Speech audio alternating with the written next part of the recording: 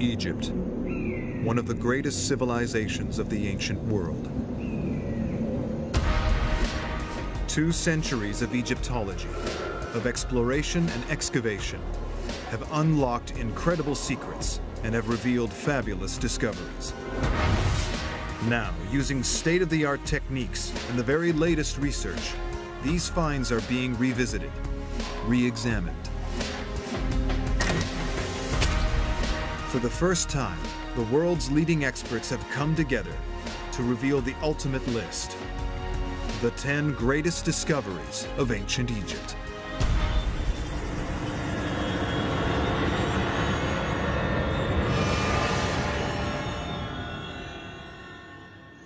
Each of these 10 great discoveries is a treasure in its own right, but they are much more than that. It's a key, a way in, to one of the most extraordinary civilizations that our world has ever seen. These discoveries are really doorways into the past, and they permit us to see how the ancient Egyptians lived, how they thought, what they did. Objects found decades, even centuries ago, still pose a challenge. They have to be decoded. How did secret messages turn this simple tomb into a resurrection machine? The scenes themselves and the words inscribed on the walls of these tombs are like computer code or an instruction manual. What lay behind the wave of violence that desecrated Egypt's most beautiful tombs? It definitely was organized crime. Well-structured, organized groups of men. They built on a scale that would not be equaled for thousands of years. How did they do it? No one is entirely sure how people, using very simple tools and a lot of sweat, managed to construct such an astonishing monument. Across 30 centuries, their culture survived repeated invasion, outlasted all its rivals. The Egyptians had such a strong sense of culture, such a long history, that really they changed the invaders more than the invaders changed them. They created a superpower that dominated for longer than any other in history.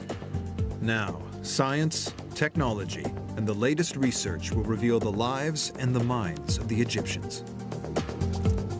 Dr. Zahi Hawass is the highest-ranking archaeologist in Egypt today and is guardian of all Egyptian antiquities. Working with a team of leading scientists and traveling from one end of the country to the other, he will guide us through Egypt's greatest discoveries. We are taking you in an adventure that you will never forget in your life. The first discovery reveals the ingenious piece of technology that allowed Egypt to become one of the greatest ancient civilizations. This discovery was a miracle. It shows the skills of the Egyptians. And remarkably, this technological breakthrough is locked inside a boat.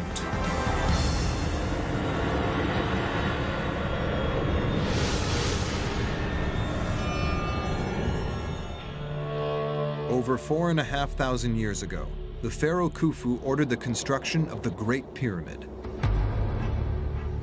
What he buried beneath it is, in its own way, every bit as impressive. The amazing thing about this discovery, it is how the Egyptians, 4,600 years ago, constructed this incredible boat. The Khufu ship is the most extraordinary artifact in the world. 13 stories tall, if you stand it on its end, 1,200 parts, and held together with little pieces of wood and a kind of sewing. The site at Giza had been excavated many times.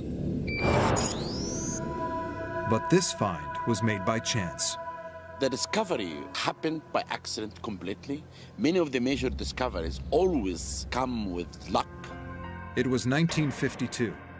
Archaeologist Kamel El-Malak was supervising the clear-up of an area right by the Great Pyramid. This south of the pyramid was completely covered with debris and stone rubble. Then they began to clean the stone rubble. As they were clearing, they found these large slabs of limestone that were very carefully laid. Curious, El-Malak bored a small hole through one of them. When this man came and looked inside, he said to me, I did smell history. He'd discovered 41 huge limestone blocks, weighing between 17 and 20 tons. They covered a deep pit over 100 feet long. But it was the contents of the pit that excited Egyptologists. It was this huge pile of wood and rope and oars, which gave the game away. Why would Khufu bury a ship in the desert beside his pyramid? The answer tells us how the Egyptians saw death and what the pharaoh believed would happen to him. The pyramid would hold his mortal remains, but his soul would leave. It would be transformed. Khufu was a king and a god. So when he died, he became one with the sun god. Ascending to the heavens, the pharaoh would become one with the sun god Ra. Unified, they would make the sun's daily journey across the sky. They would be carried, the Egyptians believed, in a great boat. The idea of doing that made perfect sense to the Egyptians because they saw the path of the boat as being not flying through the sky, but rather traveling on the rivers that surrounded their whole entire world. In Egyptian thinking, this boat had a clear, practical purpose. It would be used in the afterlife. The Khufu boat was intended to carry its master through the heavens. It played a vital religious role, and this is a sign of something else, the fact that boats and water were central to Egyptian life. The Khufu boat is a fabulous testament to the importance of the Nile to the ancient Egyptians. Boats meant the Nile, and the Nile was Egypt. Egyptians relied on the Nile for food, for water, for irrigation, but most of all, they relied on the Nile to move them from place to place. The Nile linked the north and south of Egypt. The Egyptians traded with the outside world via the Nile. It was the wealth the river brought that caused their civilization to grow. The Nile was the most important thing for the Egyptians to make this civilization. And that's why we can say that with the Egyptians, the Nile built ancient Egypt. Treasure, gold and jewels came from Nubia in the far south. The hard granite which built Egypt's finest monuments traveled hundreds of miles by river from Aswan. Pharaohs sent trading expeditions to the land of Punt, 1,000 miles to the south. Boat-based trade bore vast resources into the country and allowed the pharaohs of Egypt to build an empire. The importance of boats to ancient Egyptians is clear from wall art all across the country. But artwork cannot reveal the ingenious techniques they used to build such massive vessels. For archaeologists, the discovery of this real boat, perfectly preserved by the manner of its burial, is like a time capsule. It looked as if the edges of these timbers had just come out of the shipyard and that not a second had passed over the next 4,500 years.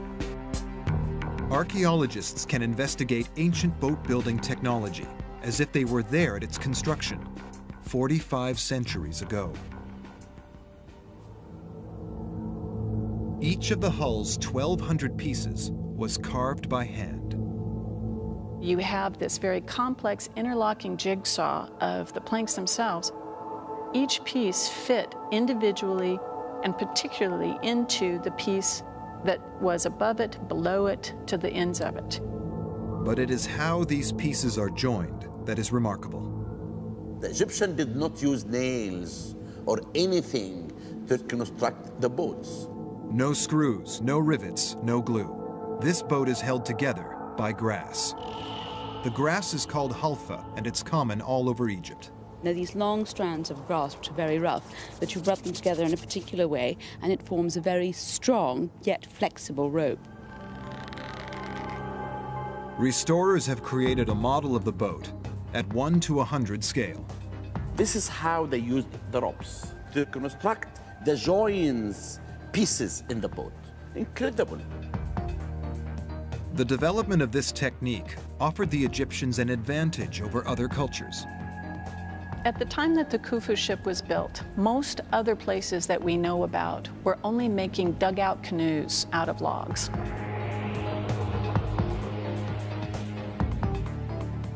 Sewn plank technology meant the Egyptians could build much larger vessels than other rival cultures.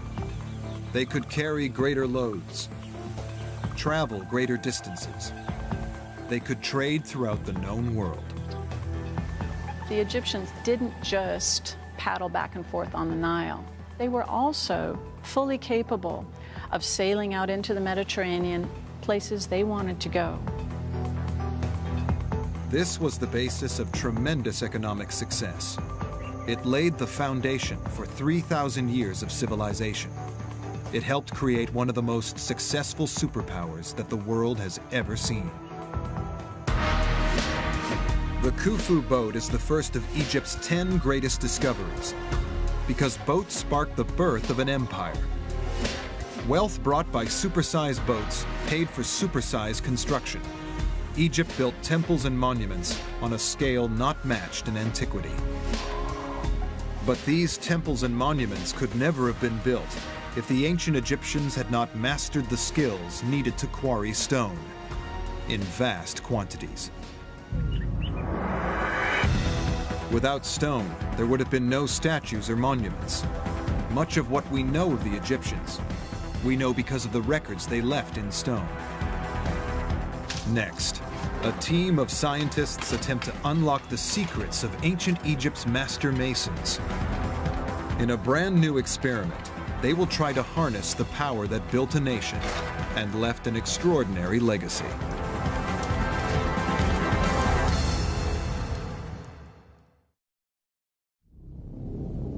Egyptology's greatest discoveries give us a glimpse of an alien civilization, one that endured for 3,000 years. Its legacy is a series of constructions so large, so perfect, that they inspire awe even today. Scientists are trying to puzzle out how, when all that was available was manpower, the Egyptians managed to quarry vast blocks of stone. Blocks such as the unfinished obelisk. They left it in situ as an evidence to teach us how the Egyptians cut the obelisk.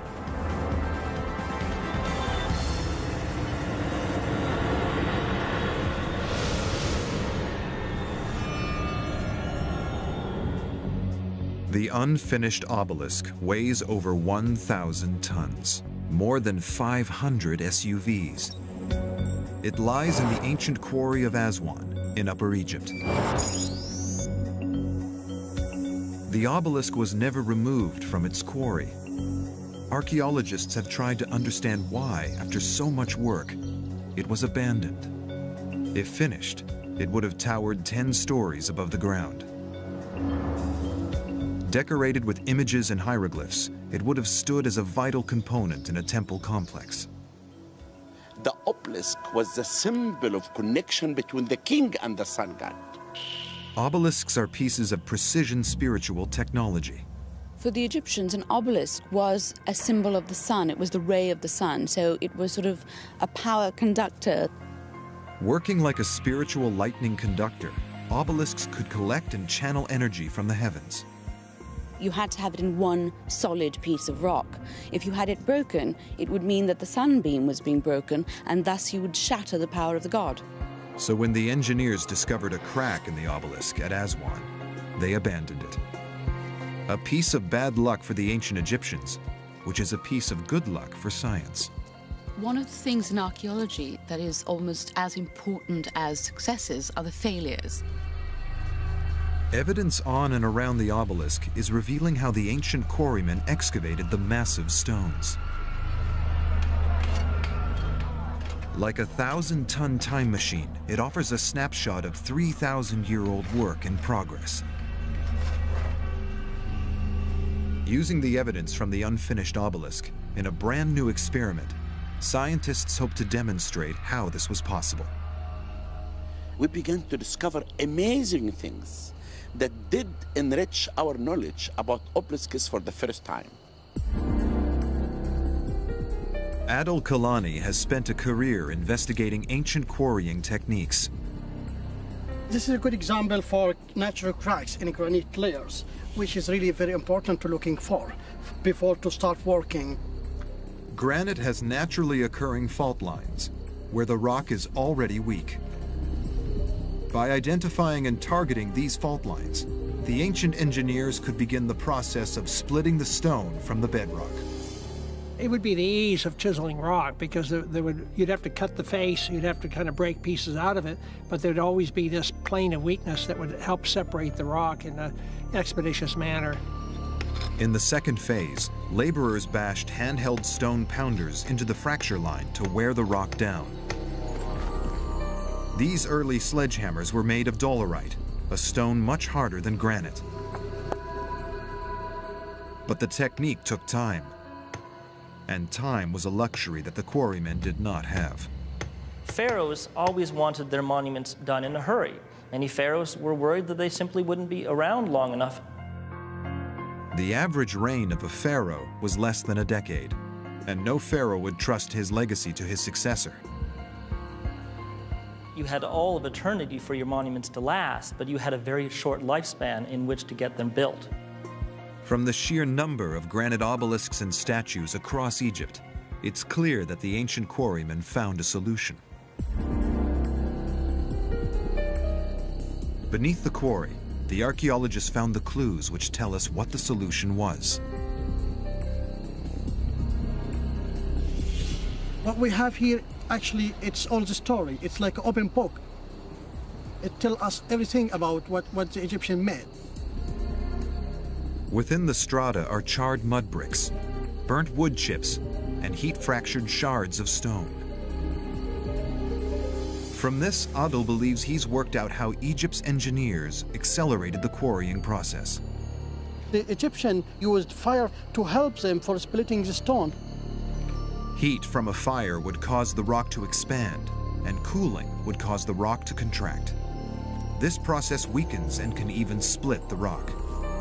In theory, if the Egyptians could control this, they could split large sections of the granite. But Adil has not tested the theory till now. I'm excited to see the result, because it's a new discovery. Exactly as the ancient engineers did, Adil selects a fault line in the rock.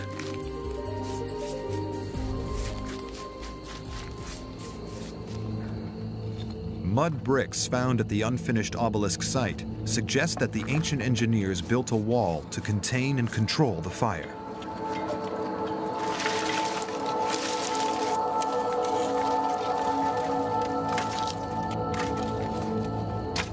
The fire raises the temperature of the rock to 800 degrees. This expands and stresses the rock. After 60 minutes of intense heat, it is safe for Adil to approach. Water causes the temperature to drop by 85% in seconds. The rock rapidly contracts. Ooh. No, it's very hot, very, very hot. But what damage has the heat done? Adil can now experiment whether the fire-weakened stone is easier to split than a second untreated fracture. After half an hour, he calls stop. Without fire, the workmen on the control test have made little impact on the fracture line. But at the burnt fracture, the crack is crumbling.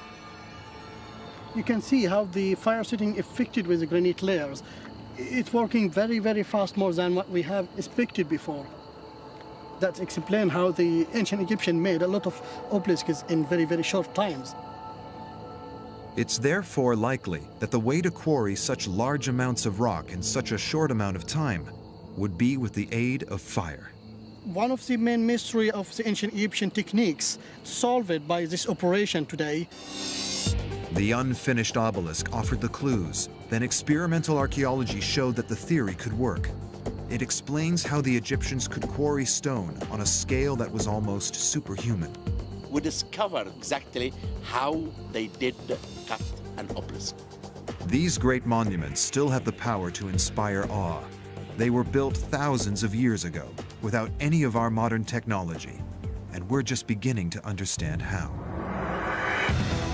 But the third discovery takes us beyond technology, to Egypt's master builders, the men who created one of the most recognizable landmarks in history.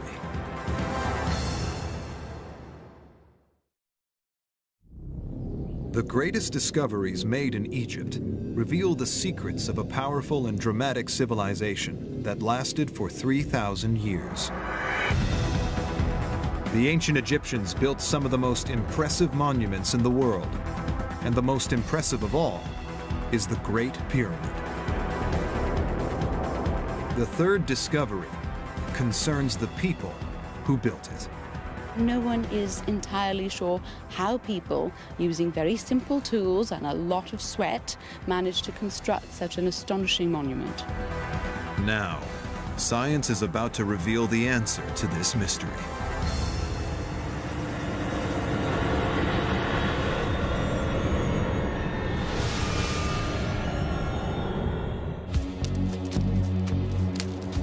Until recently, a common picture of Egypt was a country where pharaohs and nobles commanded huge armies of slaves. But new discoveries redraw this image. They reveal a sophisticated social hierarchy and worker welfare, a society that would be recognizable to today's workers, union officials, bosses, and CEOs. The pyramids are located at Giza. 4,500 years ago, the great pharaoh Khufu ordered the construction of what is still the largest tomb ever built. Climbing 500 feet above a plateau, it weighs as much as 17 Empire State Buildings. People have claimed that the Great Pyramid must have been built by aliens, or using spells chanted by priests with secret mystical powers. This is because its scale almost defies logical explanation. Until recently, many believed that it was built by gangs of thousands of slaves. But now, Dr. Hawass has made a discovery that reveals the mystery of who built the pyramids. I was able to write the history of the pyramid builders from the discovery of the tombs of the pyramid builders. The discovery is a tale of patient detective work and archaeological forensic science. In 1990, Dr. Hawass found some mysterious evidence. We began the excavation and I found very strange things. I found bones and wheat seeds, and I said, what's this? They realized that the builders' tombs were constructed of the same material as the pyramids themselves. Chunks of limestone, granite, and basalt from what's left over of building the pyramid. This rock was what they'd used to fashion a tomb for their king. With the pieces they hadn't needed, they built tombs for each other. Further up the hill, Dr. Hawass's team discovered more elaborate tombs. One bore a name. Some hieroglyphic inscription. And actually, he was an inspector, Saj, the overseer of the workmen who dragged the stones. So the workforce clearly had an organized hierarchy. The overseer was buried higher up the hill than the ordinary workman, a reflection of his higher status. The evidence in the tombs suggests that workers had defined roles, distinct responsibilities. It was much like a modern construction crew. This is another unique tomb that I found. This tomb belonged to a man named Neferthis. Now we can see his name, Neferthis. But really what's unique in my opinion, look at these scenes. I have never seen it at all. They're making beer and also baking bread. And this is why I really believe that Neferthis could be the one who was in charge of the bakery. The museum in Cairo contains statuettes found in Giza, These show the various roles of the citizens, including baking bread and making wine. Other painted reliefs show scribes keeping accounts and records for the tradesmen. Again, it points to a workforce organized along familiar lines, like a modern industrial community. And they appear to have been well valued and well cared for. The evidence reveals that there was a medical aid program. We found that many workmen had accidents, like stones will fall on their hand and on their legs. They were involved in moving heavy stones. All the skeleton of men and women had a stress on their back. Still, the forensic evidence shows that the level of care they received was surprisingly sophisticated. Janet Monge is a physical anthropologist who specializes in the study of ancient bones. We see the shafts show clear evidence that at some point, well before the death of the individual, the bone was actually fractured. The bones are set really well to each other, probably were immobilized for a period of time. And, we would say, by today's standards, these are really superb healing process in these individuals. He did a good job. Clearly, these workers were highly valued by their employers. Being a worker was a rare privilege. You were well paid, you were well looked after, and it was in fact a cushy job. The pyramid builders' tombs reveal an organized structure of professionals and skilled artisans, working within an ordered workforce. They were supported by a sophisticated employee welfare system. This discovery can prove one important thing, that pyramids were not built by slaves. Because the tombs at Giza were of ordinary people, they seem to have been ignored by treasure seekers. It was another tomb, kept sealed for 35 centuries, which produced Egyptology's best-known discovery. The tomb of the most famous of all pharaohs, Tutankhamun.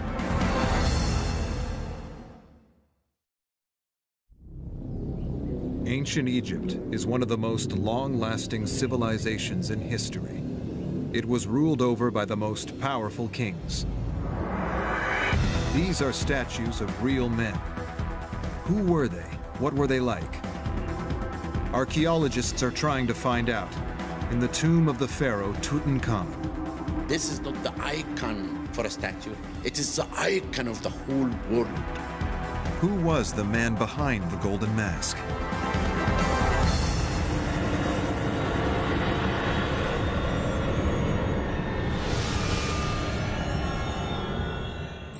The Valley of the Kings, on the west bank of the Nile. The Valley of the Kings contains 63 tombs. But for centuries, the one belonging to Tutankhamun lay hidden. In 1922, the great explorer and Egyptologist Howard Carter set out to find it. Howard Carter stayed for 5 years, 5 seasons, trying to find the tomb, until one day in the morning, when the workmen began to clean around, they found 15 steps lead to the entrance of the tomb. The tomb descended 30 feet into the limestone rock of the valley. The end of the shaft was blocked. Carter punched a hole. And he saw in this room wonderful things. The tomb contained not only the body of the pharaoh, but over 3,000 treasures buried with him. Ever since, the tomb has been a magnet for Egyptologists, examining and analyzing the mummy and its treasures. And now, archaeologists can go deeper than ever. They can see the boy king as he's never been seen before. Archaeologists are using modern medical science to study his 3,500-year-old body. CT scans take thousands of X-rays of a body and put them together to produce a 3D image. The CT scan is wonderful, really, in archaeology. You can actually see everything. You can see how this king died, when he died. You can look at everything. Experts are investigating a mysterious hole in the back of King Tut's head. Could this be the wound that killed him?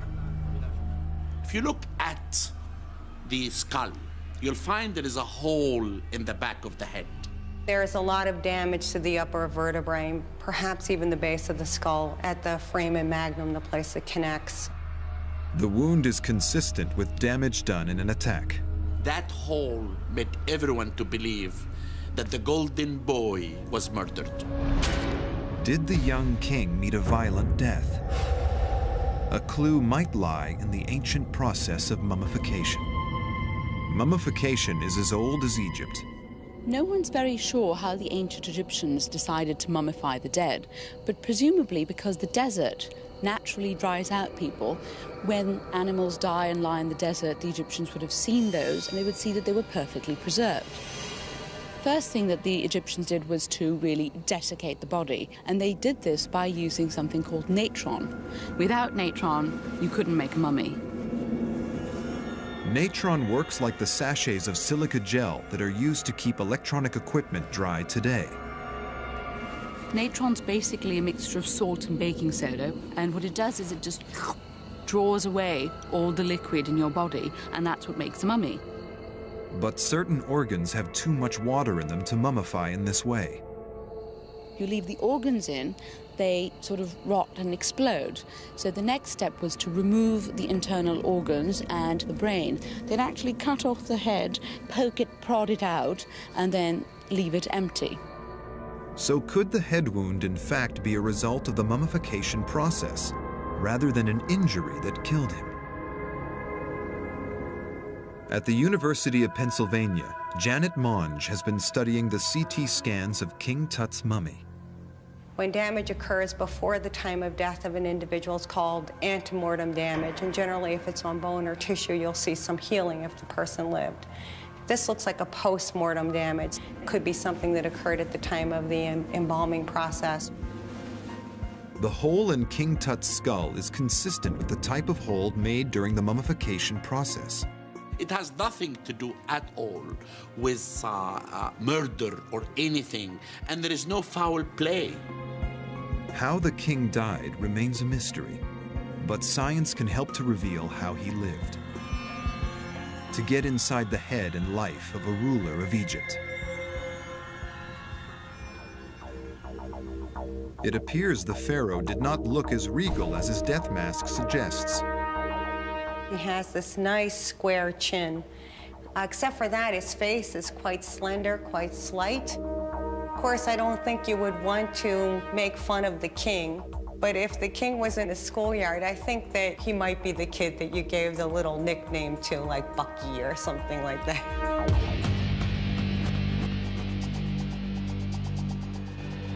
The scans clearly show the boy king had buck teeth, unlike his famous mask. The treasure with which the boy king was buried is revealing more insights. Tutankhamun's tomb has produced more riches than all the discoveries of Egypt put together. This famous mask was buried with 6 whole chariots and millions of dollars worth of gold. But what makes this burial unique is the fact it was found absolutely intact. Beyond the sheer razzle-dazzle bullion factor of all this gold that is measured in hundreds of pounds practically, we have a complete set of burial equipment of a pharaoh of Egypt.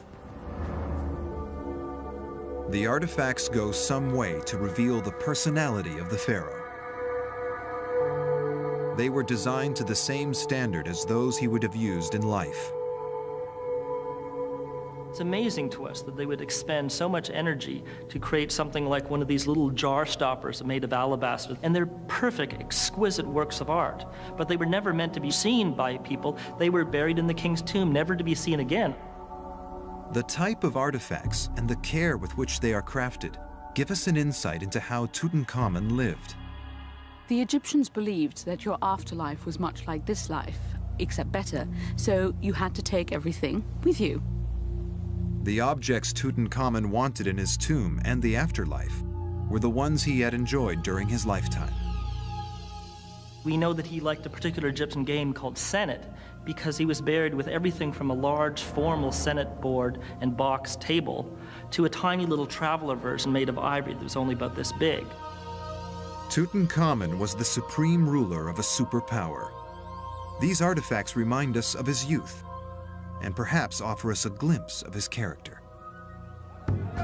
Where Carter's discovery showed the world the pharaoh, modern science is showing us the man.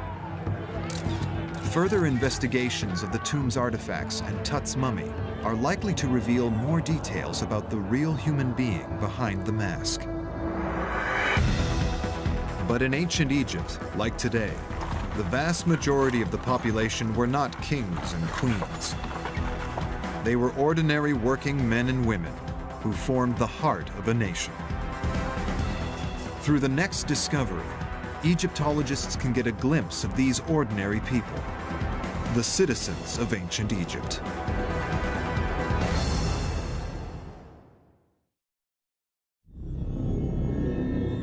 Ten great discoveries made in Egypt reveal an extraordinary civilization. But while the ruins that stand let us see what ancient Egypt looked like, it's much harder to know how its people behaved. It really is a peephole, a voyeuristic peephole into life in ancient Egypt. The fifth discovery offers a chance to understand the lives of ordinary citizens in the town of the tomb builders.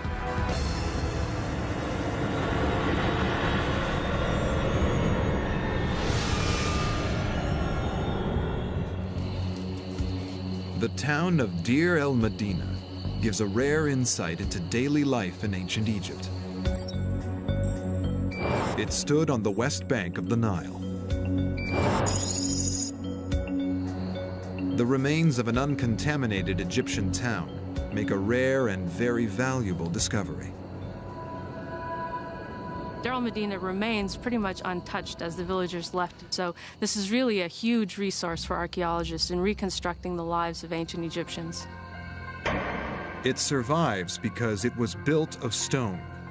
Most other ancient Egyptian towns were built on the Nile floodplain from mud brick, which washes away. The spectacular and very lucky thing about Deir el-Medina is that it survived at all. It was home to 280 people, and it was built in an unlikely location. It's high up in the desert, an hour's walk from the Valley of the Kings. This leads archaeologists to believe that it was purpose-built to house the people who worked in the valley. They were charged with the building, the constructing, and also the decoration of the king's tombs in the valley. Families appear to have lived in their own single-story houses. This is actually the front door of a house that really I believe that this man was one of the overseers and he should be a very influential person. Craftsmen, goldsmiths, and tomb builders held high status in a land where most of the population worked long, hard hours as farmers. Workmen had a pretty cushy job when it comes down to it. It seems that on average they worked maybe 2 out of 3 days. They would receive fish and wine on special occasions. They probably liked the job that they had. As well as constructing the tombs of their pharaohs, the citizens of Deir el-Medina built their own.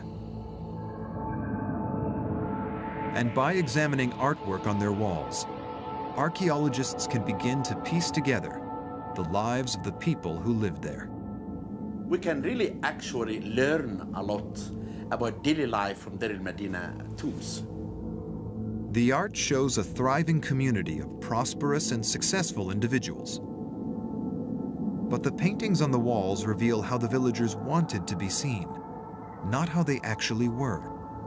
When you look at the tombs, when you look at the monuments, they're on their best behavior, dressed in their Sunday best, living an ideal life. But it's an ideal. But there is further evidence that offers clues as to the private lives of the citizens. All kinds of things are going on, stuff that they didn't necessarily want you to know about. The clues are everywhere. The whole cliffs around the city are limestone. So any piece of the mountain that comes off at a nice flat angle like this is a potential riding surface. And this potential was fully exploited by the residents of Deir el-Medina. For the ancient Egyptians, we can compare this to a Post-it note. They were able to use these just by stooping down and picking up a piece of stone off the ground. There you go, writing material. These shards, known by the Greek word ostraker, were used to document both official records and private notes. The fact that ostraker were used to send messages between friends provides experts with unique insights that were previously unknown in the archaeological record. We can see the real Egyptians essentially letting their hair down. Ostraker reveal how they spent their personal time. They like to drink, they obviously like to fornicate, and they love to gossip. From this ostraka, you can reconstruct the life 3,000 years ago, how they lived and everything about them from the inscribed limestone. The evidence at Deir el-Medina reveals that its residents had lives not unlike our own. It tells us for the first time this discovery, not about kings and queens as we know all the time, but tell us about the common people and the life of the common people. But they lived these lives amongst the tombs of the dead. The Egyptians were a very spiritual people. They believed that the dead continued to influence every aspect of life in Egypt, from beyond the grave. For the 6th of Egypt's 10 greatest discoveries, Dr. Hawass will reopen a tomb that has remained closed to the public for decades. He'll discover what the Egyptians believed was a 300-yard-long magical supercomputer.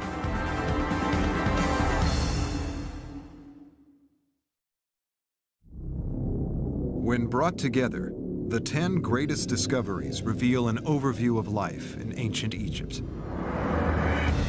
But it's impossible to understand Egyptian life without understanding their beliefs about the afterlife. The 6th discovery, the tomb of Seti I, offers an incredible insight. What we have here is essentially the Hitchhiker's Guide, or the rough guide to the afterlife.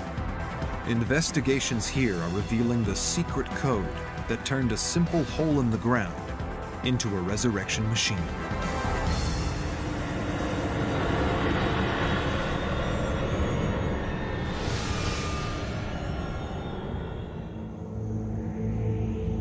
The Valley of the Kings contains 63 tombs. One of the largest is the tomb of Pharaoh Seti I. It provides a wealth of information about ancient Egyptian attitudes to the afterlife. Seti I's tomb is really one of the most extraordinary tombs that we have in the Kings Valley. Seti's is one of the tombs in the Valley of the Kings on the west bank of the Nile. Late in the summer of 1817, an Italian explorer called Giovanni Belzoni arrived at the site.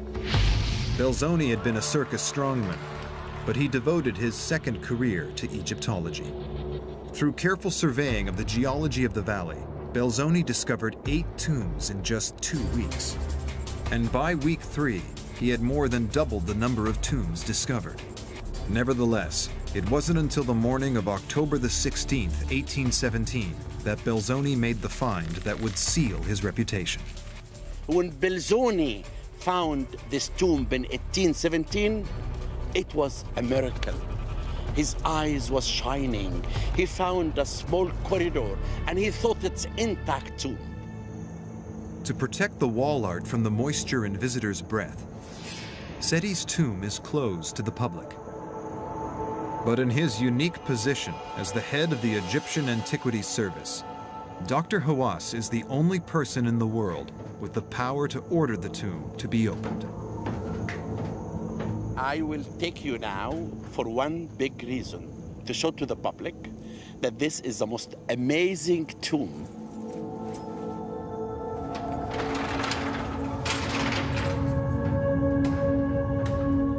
The entrance sweeps down through the bedrock. The tomb, it's deep cut in the rock, more than 300 feet. It contains some of the most spectacular artwork in all ancient Egypt. Every available surface is painted. The thing that just takes your breath away is not only the beauty of the forms, but also the absolute vivacious colors that they use. One of the beautiful scenes, it shows the relationship between Seti I and the goddess Maat. But what's amazing, in all the scenes, you can see she's holding him to show her support and her blessing for him to go to the afterlife. Archaeologists are analyzing the artwork to better understand what the Egyptians believed would happen to the pharaoh after death. This is one of the two tombs in the Valley of the Kings that tells us how this tomb will make the king as a god. Underlying that is the Egyptians' belief that by day, the sun god Ra drove the sun across the sky, bringing life to the land. But by night, he traveled to the underworld to fight off the demons that threatened the land of Egypt. This cycle was of vital importance to the ancient Egyptians. They believed if it was not completed, the sun would not rise, the Nile would not flow, and the world would end. Seti's task after death was to join with the god in this struggle.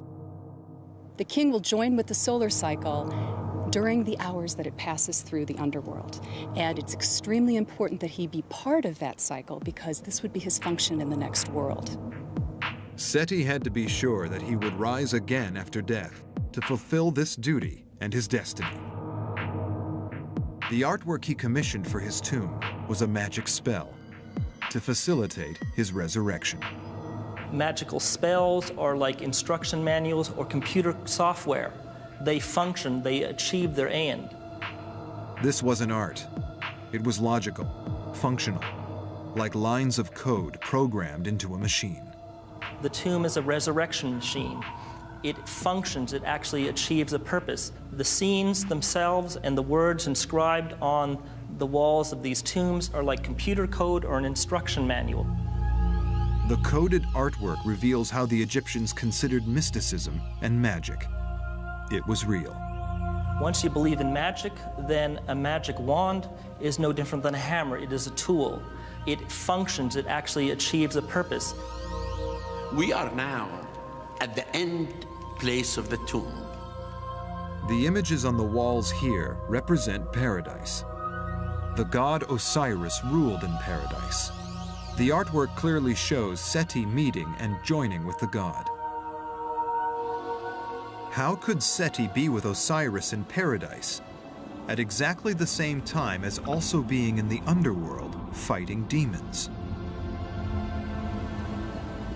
For the Egyptians, to do two things at once was not a problem. The ancient Egyptians were very clever about their afterlife. They believe in multitasking. Egyptian religious philosophy allowed its gods and pharaohs to be in many places at the same time. But we have to understand that the rational point of view, the logical point of view, is a construct of the Western mind that comes out of ancient Greece. The ancient Egyptians, rather than seeing things as contradictions, saw them as essentially two sides of the same coin. Seti's tomb is a clue to how very differently the ancient Egyptians saw the world from our view today. They had many beliefs that we might find alien, like pharaohs becoming gods, and souls being in two places at once, and that objects and images had real and practical magical powers. They venerated their gods in some of the largest temples in history. The seventh discovery reveals that ancient Egypt was built on an even larger scale than previously thought, and that its most impressive achievements may still lie buried beneath the ground.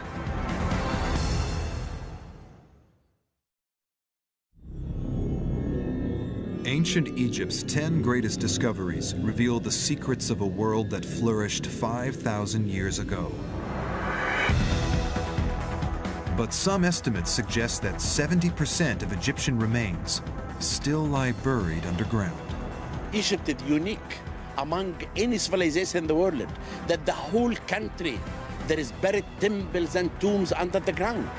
Monuments, like the lost temple of Akhmim.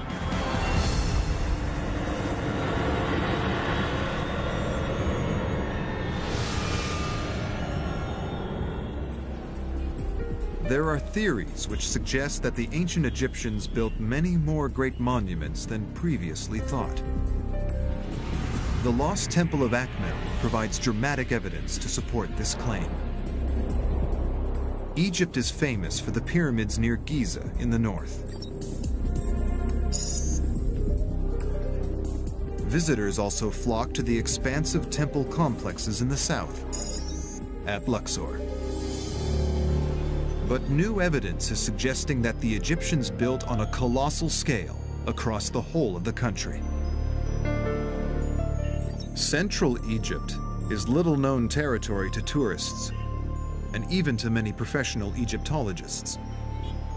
This could be another major touristic destination in Egypt in the future.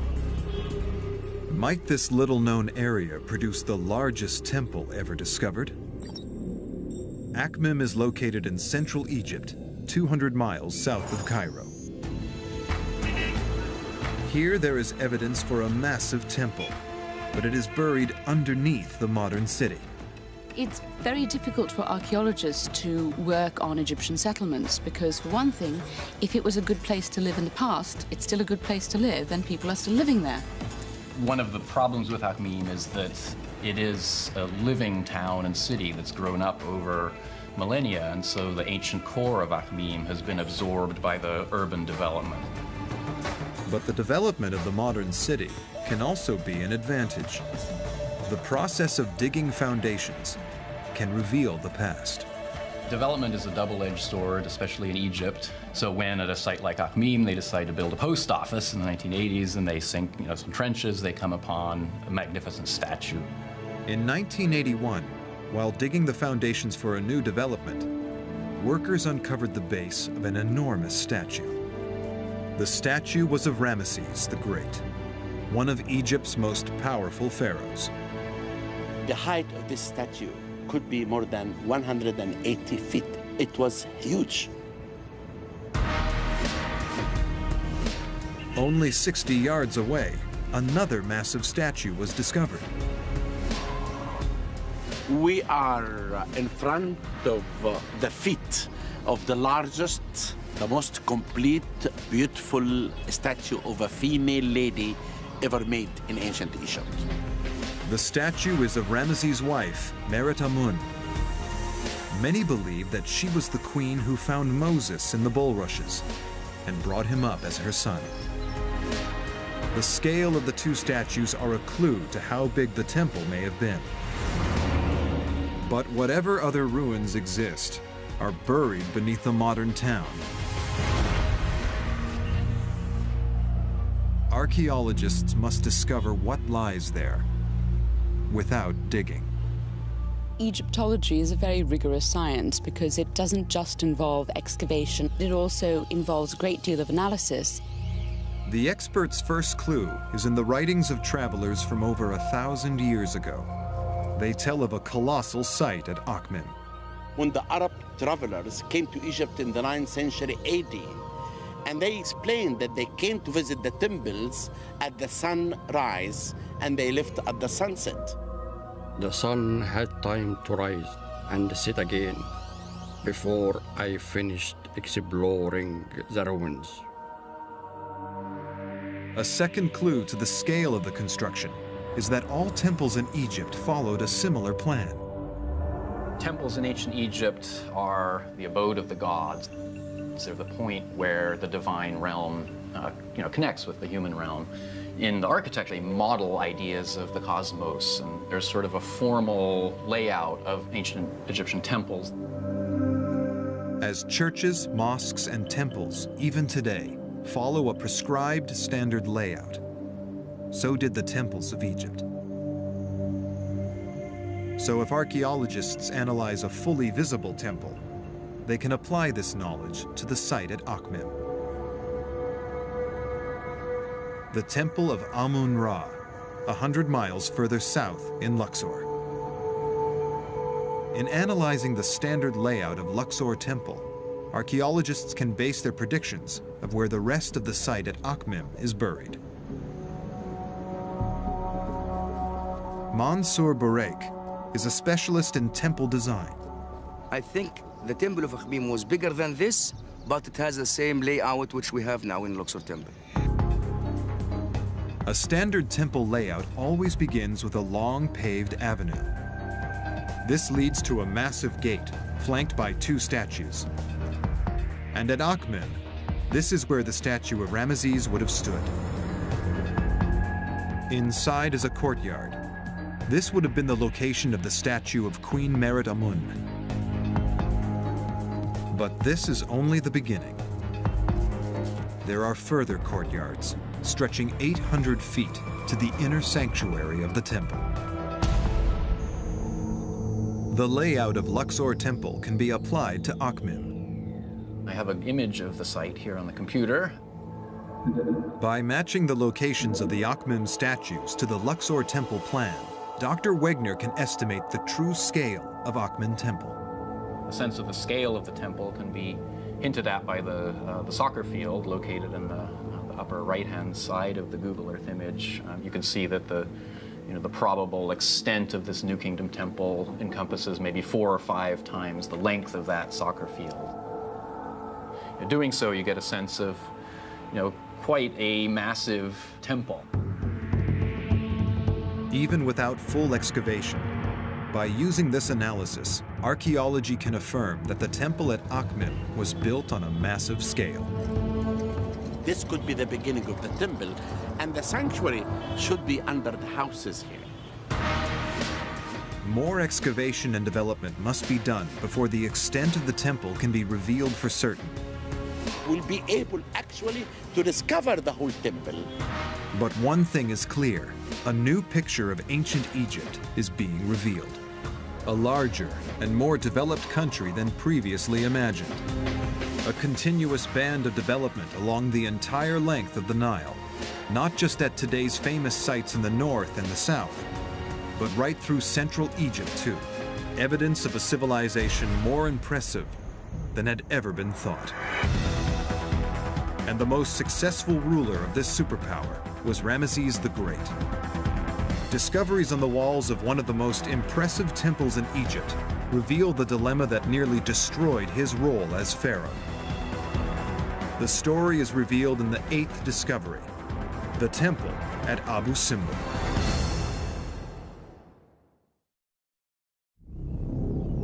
From tombs to temples, the mysteries of ancient Egypt have enthralled the world for centuries.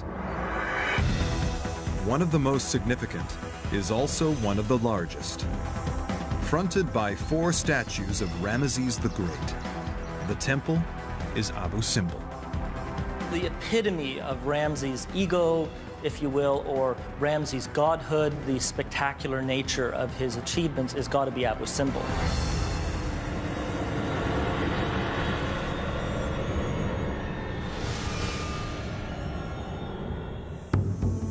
The Temple of Abu Simbel is a key to solving the dilemma faced by every pharaoh: how to reign as both a god and man.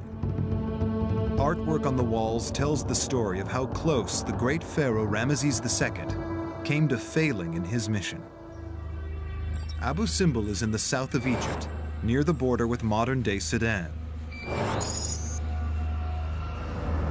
Hewn out of the rock are 4 giant statues, and every inch of the temple's walls are covered with illustrations depicting the triumph of the pharaoh.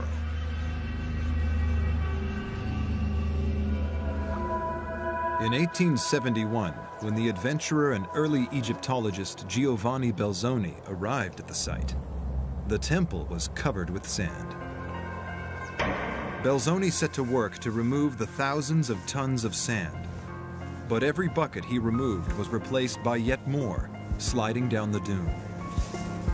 On the point of giving up, he discovered a simple solution to the seemingly impossible problem. Wetting the sand would hold it in place.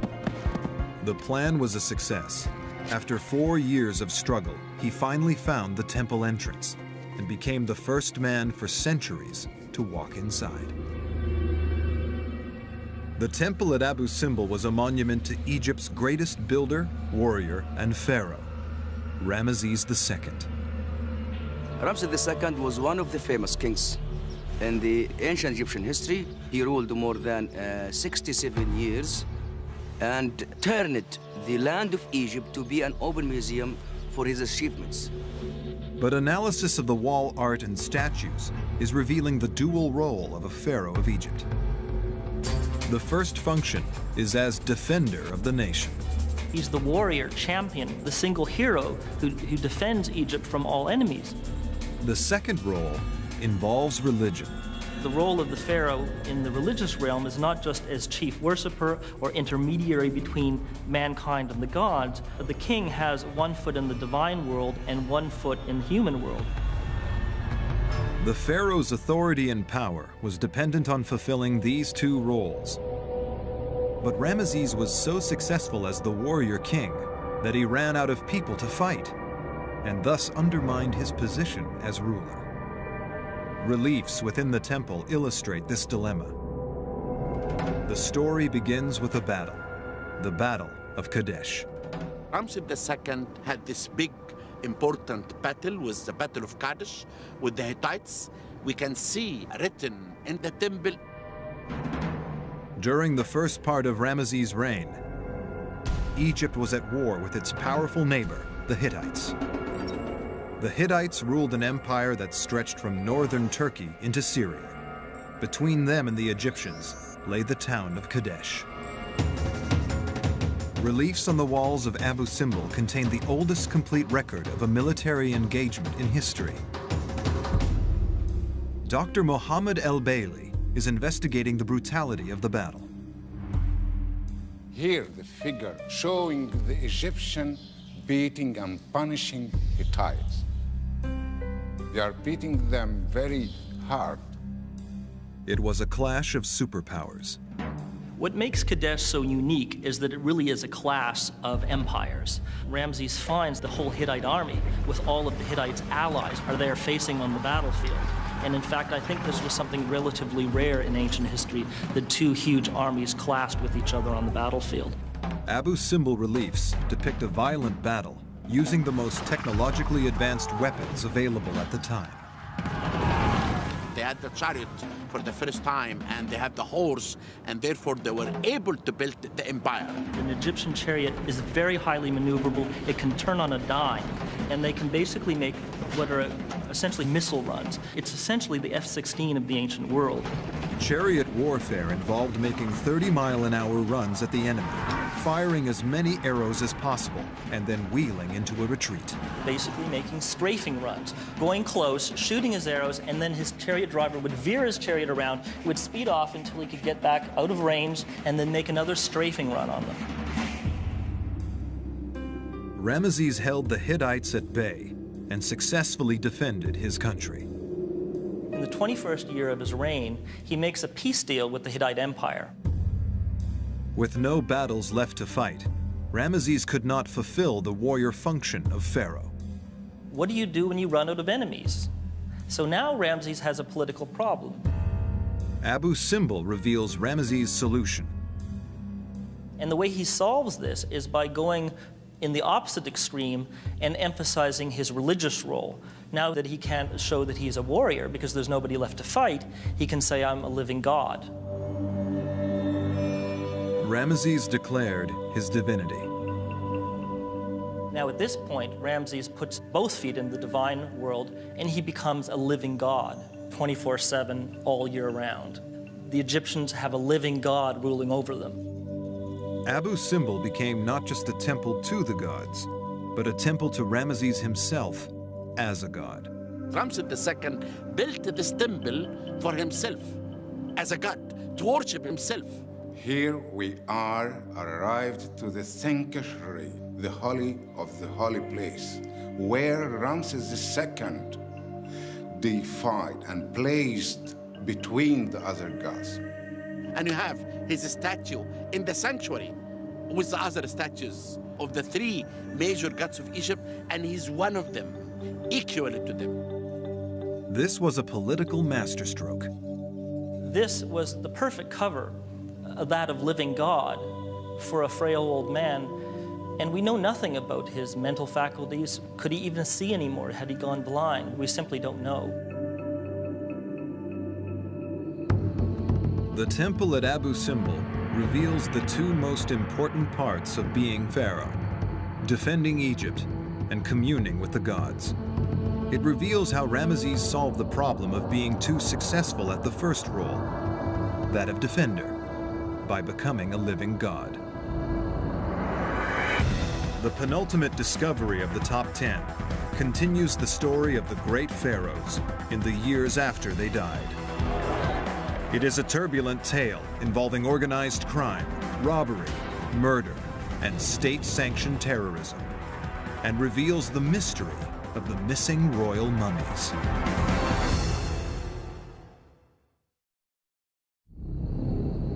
The 10 greatest discoveries of Egypt let us see the world of an empire that lasted 3,000 years.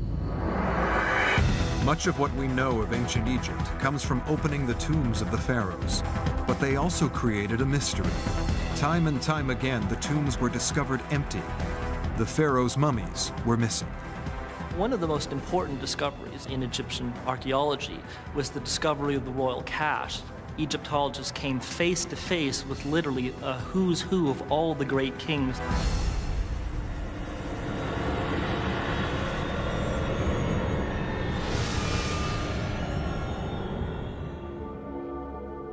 The discovery of the cache, or hiding place, of missing royal mummies reveals insights into the political state of Egypt at the height of her power.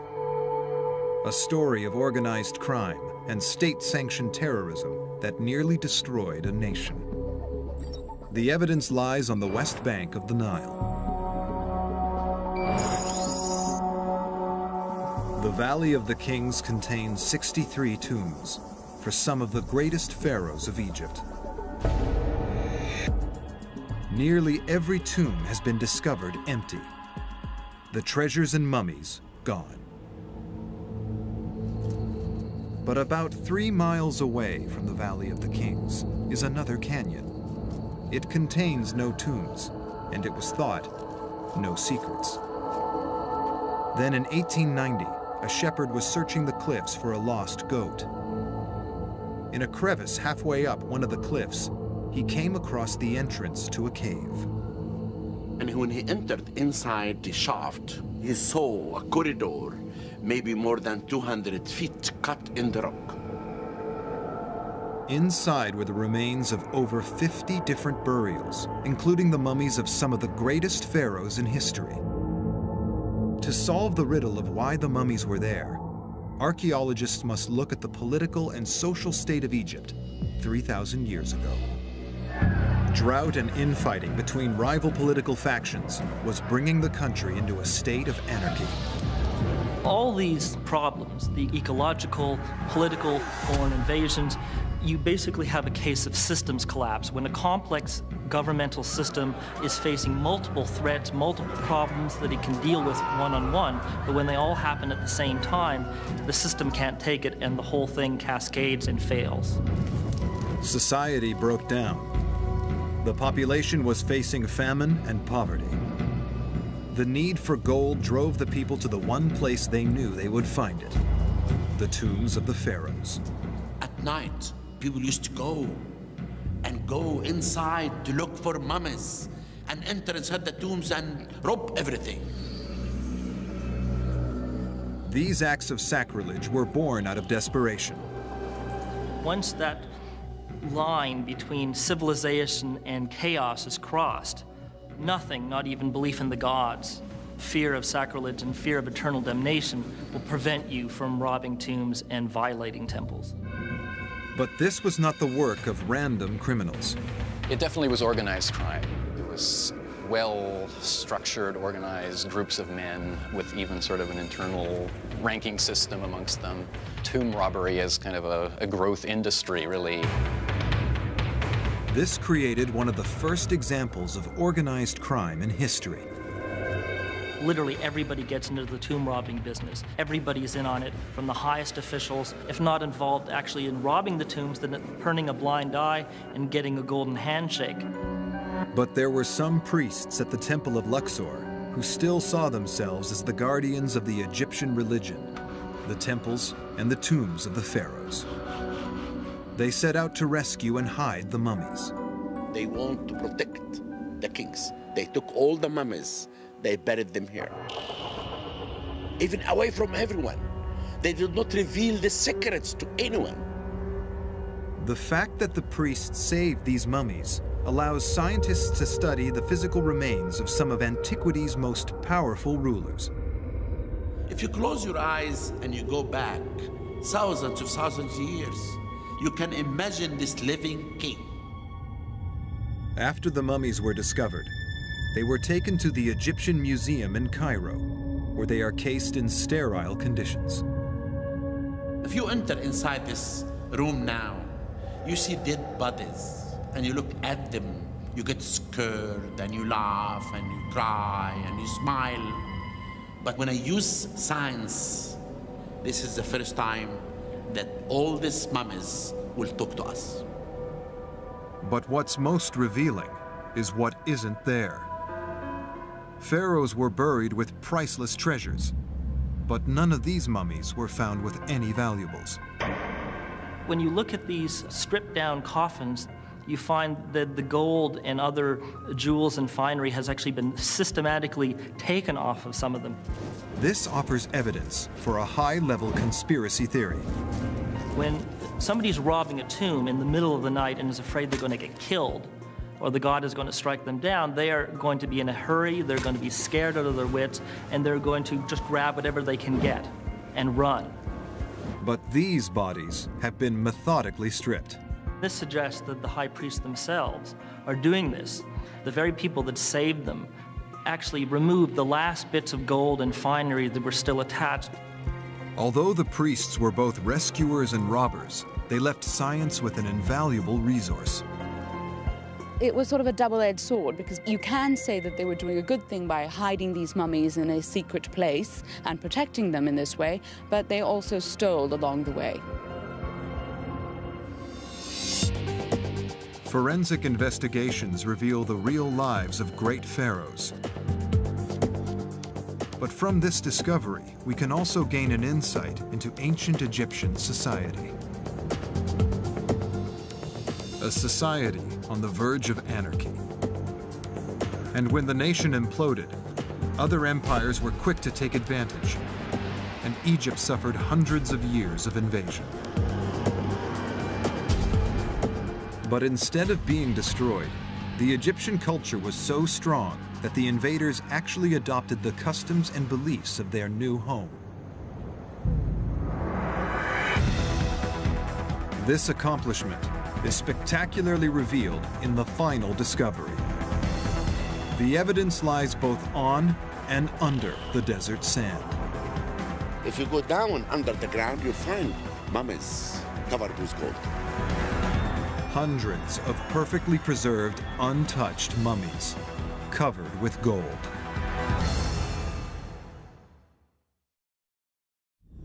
For centuries, the ancient civilization of Egypt has captured the imagination of scientists, archaeologists, and adventurers. Now, guided by Dr. Zahi Hawass, a team of experts has selected the 10 greatest discoveries that tell us about this extraordinary civilization. Even in its final decline, the ancient Egyptian culture created something which, when discovered thousands of years later, would still inspire awe. A field of mummies, still untouched. If you look around you, right or left, or any place, you will dig and you will discover mummies.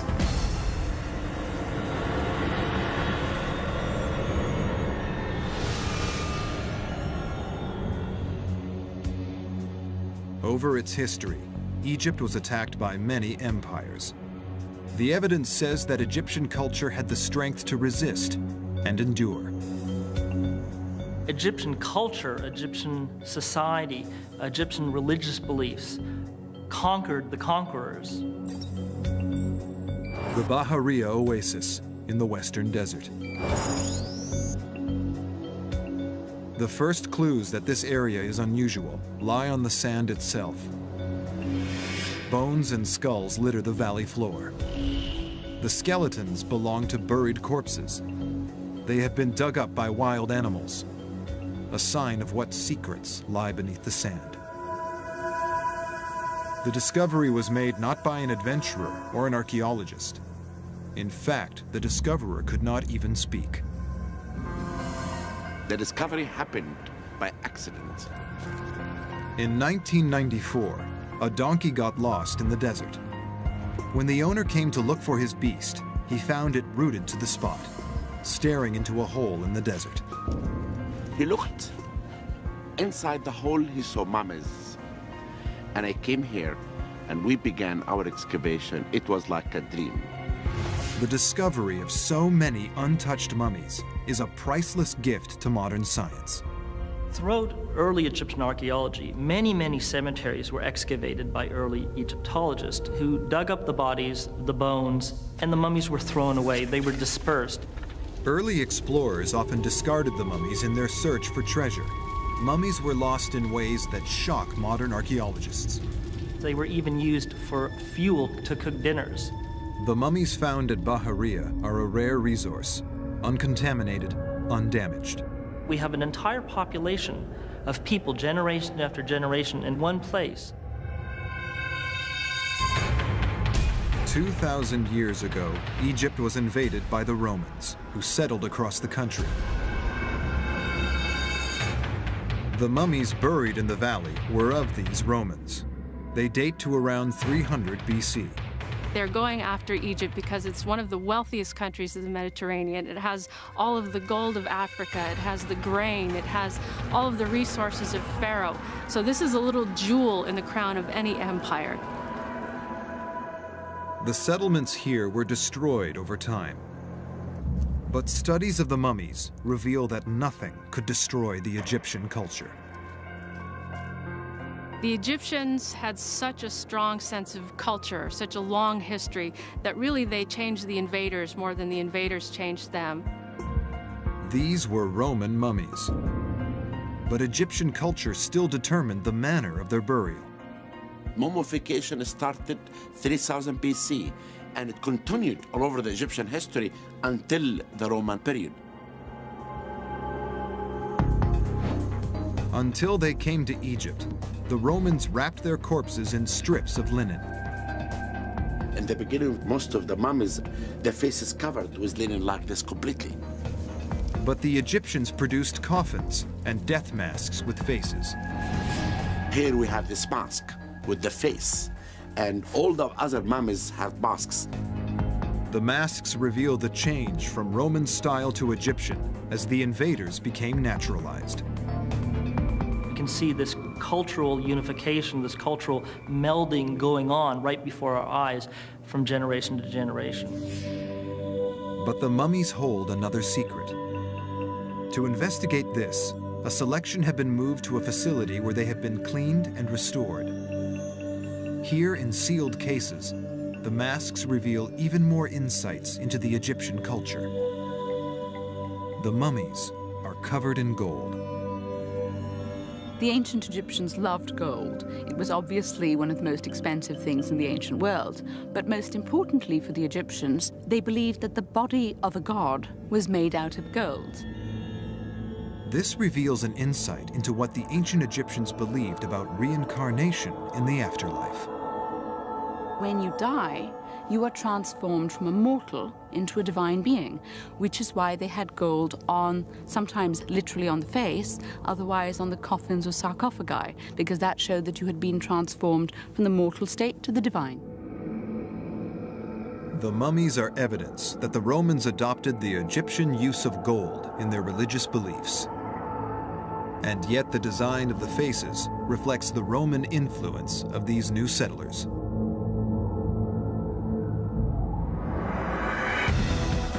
The golden mummies are evidence of the fusion of the pharaonic and the Roman into the new Egyptian civilization. Something to please the Roman and something to please the Egyptians. The mummies in the valley demonstrate that whatever happened in her history, Egypt was both ultimately strong and flexible. This allowed a continuation of belief and tradition that was always essentially Egyptian. The sense of identity gave them a sort of stability to throw off any empire and embrace whatever new one was next. Now we've revealed Egypt's greatest discoveries. We can bring them together.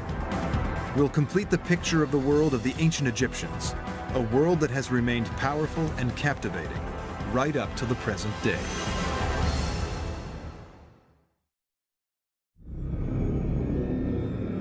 Discoveries from ancient Egypt have spanned hundreds of years of adventure and exploration. From early adventurers to forensic scientific analysis, each discovery has shed a new light on a civilization that began 50 centuries ago.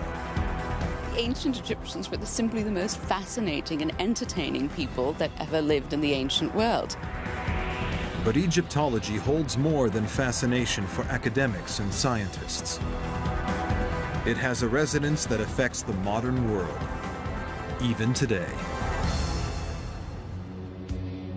The ancient Egyptian legacy is still alive, 2,000 years after the civilization itself collapsed. They are the mother of many, many cultural traditions that we consider our birthright, even in America or European context today. One of the most important legacies left to modern life by the ancient Egyptians is the science of medicine. The earliest record of a professional physician in history was a man named Imhotep, working in Egypt nearly 5,000 years ago. The surgical skills of the ancient Egyptians were developed, not to keep a person alive in this life, but for a completely different reason, to preserve them for the next. Studies made on the mummified bodies of pharaohs have revealed the great expertise the Egyptians developed in dissection. Successful mummification was a complicated procedure that involved careful removal of key organs without damaging the body itself. Just as in many types of modern surgery, it required a deep knowledge of anatomy. In some cases, this knowledge has been passed down unchanged through the ages, right into modern medical textbooks.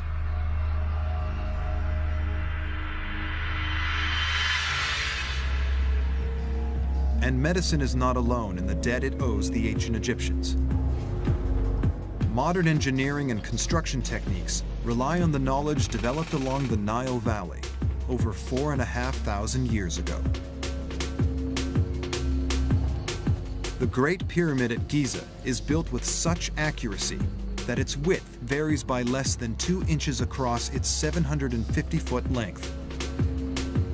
The Greek genius Pythagoras is known as the father of numbers. He trained in Egypt. Here he developed algebraic formulas that provide much of the basis for modern engineering and construction.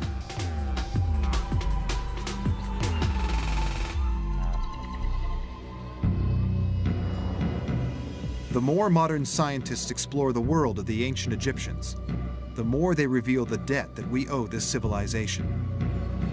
The quest for new discoveries is being pursued every day. It's up to new people to kind of come around, try and discover if there's any more discoveries of this type to make. But that's an exciting way to do the search. One new avenue for investigation lies in the Valley of the Kings. From the tomb of Seti I to the treasures of Tutankhamun, the valley has produced many of the most important discoveries of ancient Egypt. But it may still hold more undiscovered secrets. This was confirmed by the discovery of a new tomb in 2006 called KV63. Many scientists believe there are more undiscovered tombs in the valley. I think not all Pharaoh's burial sites are known, so I think the opportunities are still there. Text records list many more pharaohs than the number of tombs discovered.